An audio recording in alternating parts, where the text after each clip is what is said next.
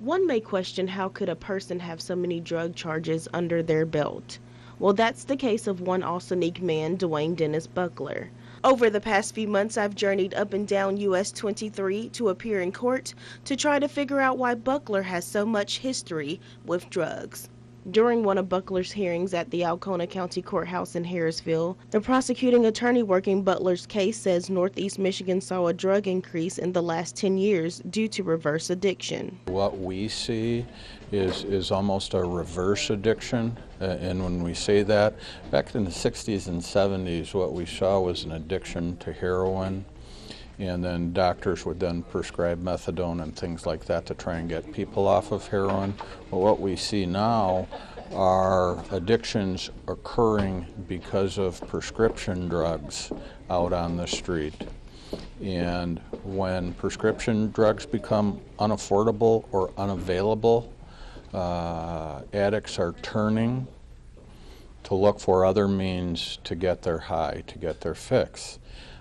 They no longer can use prescription opiates, so they're moving to heroin or they're moving to cooking meth to create that high that they used to get from prescription drugs. While sitting in court on numerous occasions, it appeared to me that Buckler had a trend. Judge Mack says he sees a number of cases like Buckler's every month in Alpena County.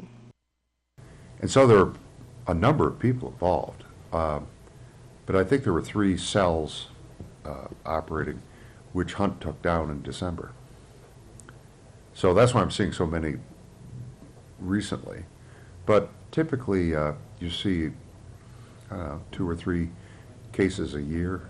Judge Mack says that Buckler and others who are involved in meth will be sentenced behind bars for a long time. The number's big. I mean, if you're doing methamphetamine, get ready for a basketball score sentence, because, you know, the sentencing guidelines don't treat you well. When it comes to Buckler's rap sheet, he is accused of manufacturing and operating a meth lab, maintaining hazardous waste, and having possession of cocaine in both Alpena and Alcona counties. Buckler also has other charges for other subjects unrelated to the pages of drug-related charges.